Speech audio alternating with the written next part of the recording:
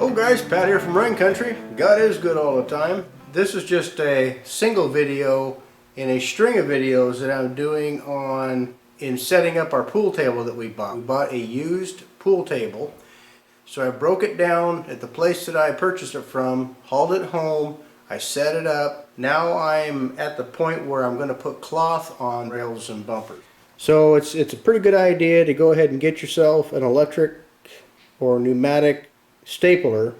This sets the staples a lot easier than the hand-driven staplers. I have one of those and I use that actually to put the cloth on the table itself. There's a video on how I did that. This just makes life a little easier, and I suppose you can use a hand stapler, but this right here is just to catch me out and getting a lot of staples in. 5/16 T50 staples for this gun. You want to save all of the feather strips from all of the rails. This is just one of the 6 rails that we're going to redo. You're going to want to have a good sharp utility knife for cutting your fabric. I also encourage you, if you haven't done this before, keep a pair of good scissors with you. Good scissors for cutting cloth with. I also have those, I just don't have them in the lineup here.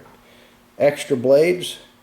And this is a rubber mallet, and I just have this covered with some pool table cloth. I'm just going to go the second mile, put a little cloth on the rubber mallet just for a little extra protection. That keeps you from marring any of the wood.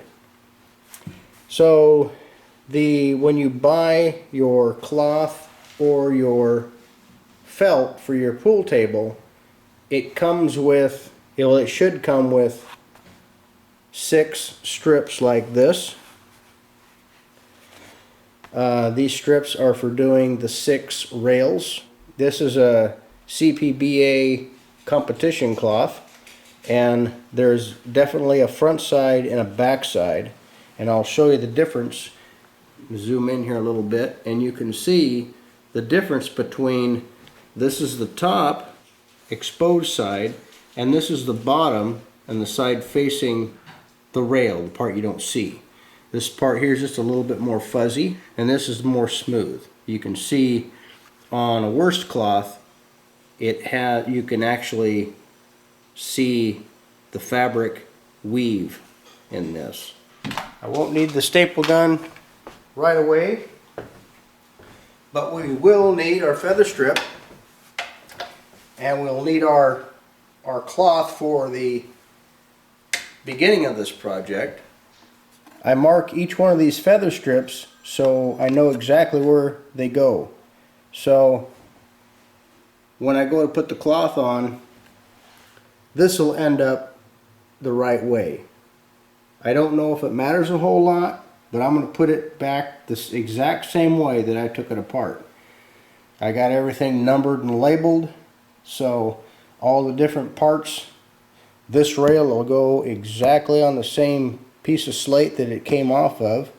So I have all of the cushion fittings. These were I showed in the last video. I also showed putting the rubber bumpers on the rails themselves, and so that was in the last video. And so now I'm gonna go ahead and get started with this. I like these little workmates here. It's Black & Decker workmate. I'm not even sure that they make them anymore, but I think it works pretty nice for this application. You know, I have it to where I can adjust this in and out, and so I have this to where it'll kind of cradle my rails so they don't move around on me when I get started here.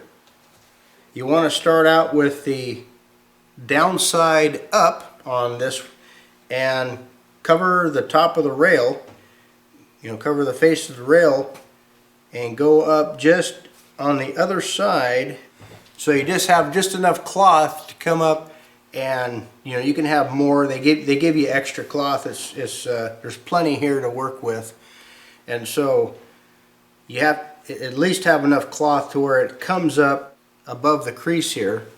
And you just tap this with a hammer, lightly tap it, just enough to where it'll hold in here. And then you're going to want to take the cloth and have that same distance out here, and you want to pull it tight.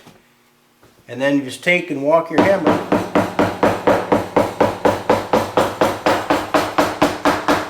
all the way down to the end.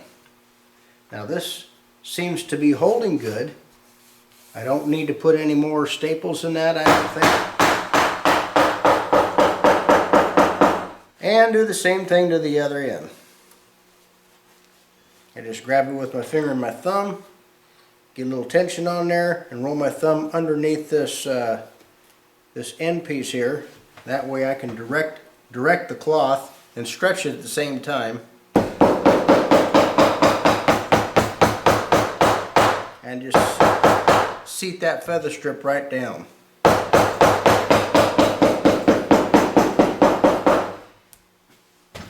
And you want that flush with the top of your rail. Okay, when you get your feather strip nailed in place, then you have to go to each end and cut out a little L-shaped piece out of here.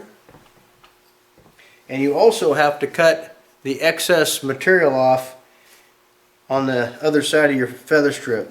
Now you want to be really careful that you don't cut into this other fabric here. So you want to kind of go more down than to the side here and just cut into the slot of the feather strip.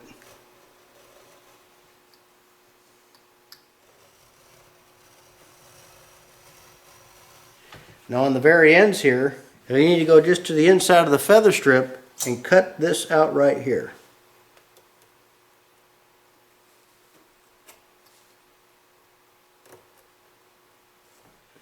And this is where I think the scissors come in more handy.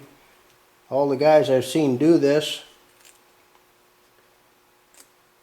take the utility knife and do it. Here I am stealing Mama's scissors again, but she ain't looking. So we want to make sure that the fabric is clean. There's no hairs or any pieces of fabric or anything to interfere with your underneath here to give you any lumps and bumps. And so we just come and fold this over, flip it over. So I start with the center, and I put 3 or 4 staples in here. And I want this tight, but I don't want it so tight that it deforms the rubber here. You can pull this so tight that you can actually make a dimple here, and that'll interfere with your pool table or the traveling of any of the balls that'll travel along the cushion here. You don't want that. So you pull it tight enough to where you don't deform the rubber.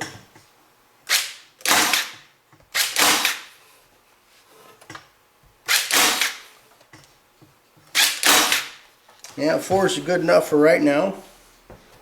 Now I'm going to go to the end. Again, making sure that there's no string or anything attached in here. I'm going to pull that straight up. Then I'm going to put a crease. Holding this with my finger, I'm going to put a crease in this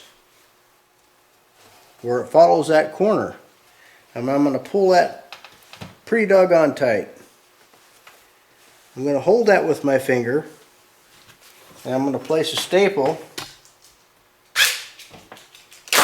right there to hold all this together. I want to make sure that I don't put any staples in this area. Matter of fact, coming in here, I want to make sure that I'm pulling all the slack out of this point right here. So I'm kind of pulling this back and pulling it up at the same time. I'll put another staple right here. Again, pulling up, trying to take any slack out of this. Now I want to pull this back towards this hole, but of course I don't want to cover up this hole. But I want to come to as close to the edge of the hole as I can. You don't want to put any material over top of this, obviously. So I'm going to pull any slack that might be in here out away from here, out away from the edge.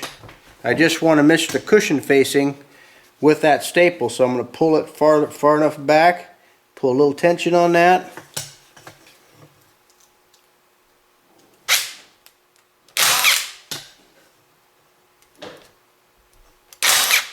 place a couple staples on there, and then I got a nice tight corner. Everything looks right and tight on that. That top looks really good. I'm going to come to my other end, and this is the tricky end for me. Trying to get this to where I don't have any slack right in here. I'm going to fold this under, and I'm going to favor pulling the cloth this way, so it's going to pull everything as much slack as I can around this corner. I don't want to get any too much slack back in here, or you're going to have a little bubble right here on the corner. You don't want that either. Let's cut this piece off here so you can see what I'm doing. I'm going to use my thumb. I'm going to be pulling this way, and I'm going to be stacking, what they call stacking, my staples in there. Now you can see I have just a little bit of material that's kind of pinched together there. I could get more in there and not affect that corner. So you can get a lot more staples in here by not going straight across, but you stack them and you kind of stagger them this way, and you can get more staples, and you can bunch that a little bit more.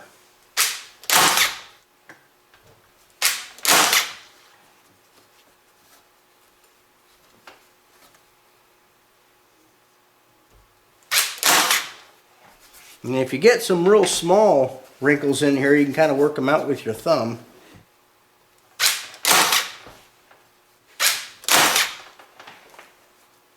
I've seen the guys with that other fabric, but I've never seen anybody working with this particular fabric.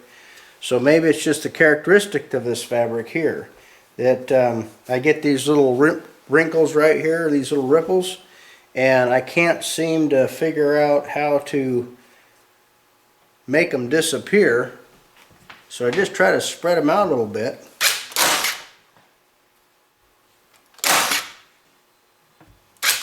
Again, I'm pulling tension this way and back towards the front, or back towards this way a little bit, just to try to work some of the wrinkles out of here. But I also want to keep this tight, but I don't want it too tight to where I deform the rubber on the bumpers.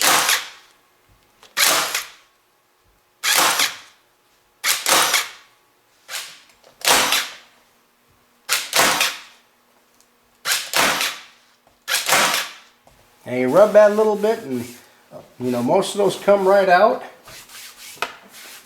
But this right in here, I mean, I feel like I've stretched this just as much as I can this way, so I can double these up without deforming this. I'm more concerned about getting wrinkles in here because the ball is going to be touching the side of this.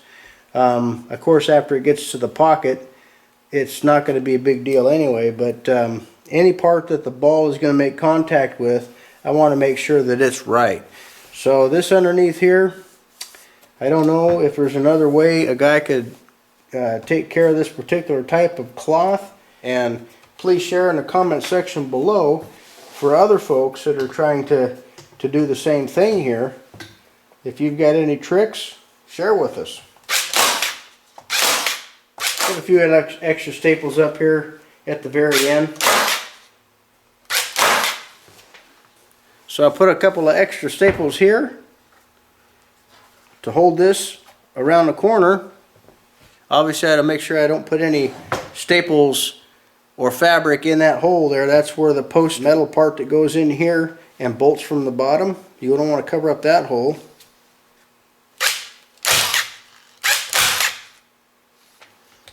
Go ahead and finish that off on the corner. Okay, I turn over and inspect it. I'll take my hammer and make sure that that's feather strip is all the way down.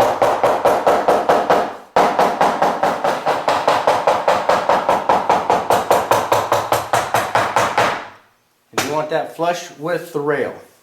So that looks really good, feels great. It looks good, other than that little puckered spot. And I'll show you my weak link here. If you guys have any ideas on how to make that right, let us know. I got a good sharp blade, so we're going to go ahead and remove the excess material. And again, that stays within that little raised part, or that little depression right there. Some guys do that really fast.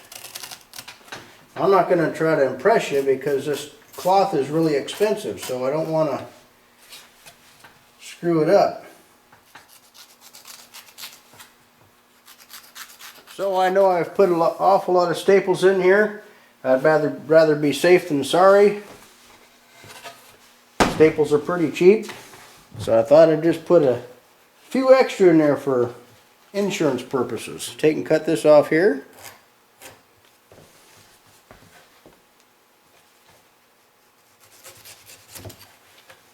Cut the excess off behind the staples.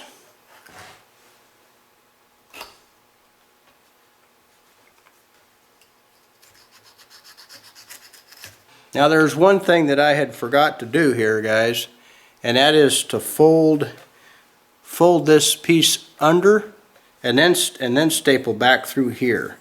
Maybe I'll do another one to demonstrate.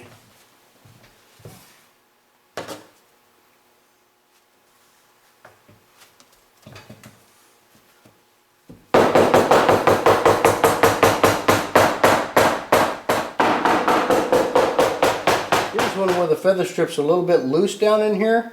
It's not quite seating properly. So what we'll do is we'll put some 1/2-inch staples in here to hold that in place. I got this stretched out pretty good. It's holding.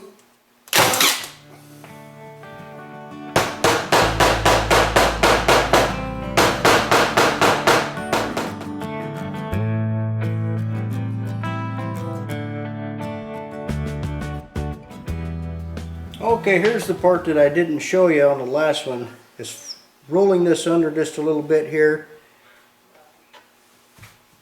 Cutting off just enough to where you can roll it.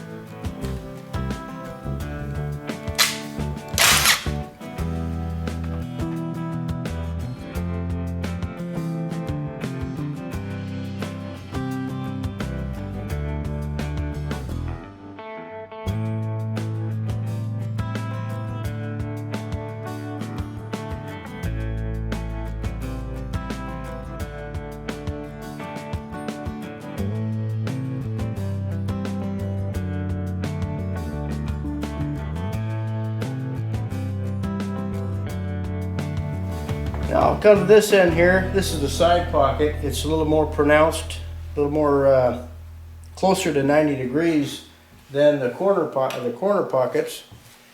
So this side gets a pleat. Pull straight up this way. Pull up at a 90-degree angle, and then you're going to crease this in here.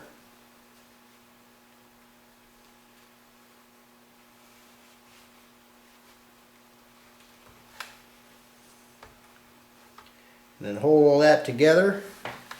Try to pull as much tension and get that straight. And that makes a nice little crease right there. Okay, you want to pull the slack out this way, but you also want to keep the slack out on this corner. And you're going to put a fold in here.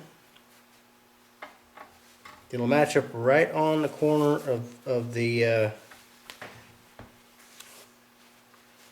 rail and bumper.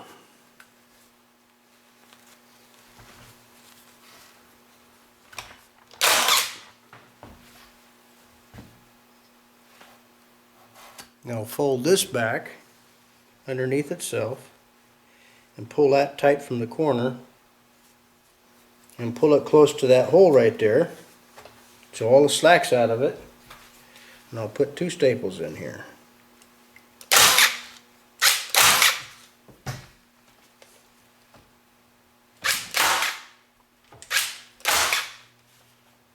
Then I can follow this staple channel. There's a little channel right here. It's probably about 1/8 of an inch, maybe 3/32 deep, and that's to put the fabric and the staples in. Again, I'm not deforming the front here. Pulling up just enough tension to make it nice and tight, but not too tight.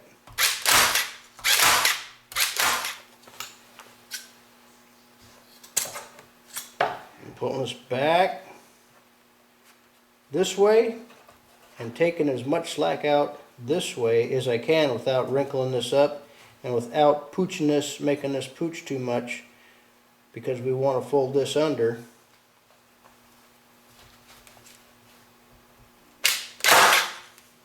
Put one to hold, and we're going to stack these, pulling as much slack out of here as I can because I want to make that corner.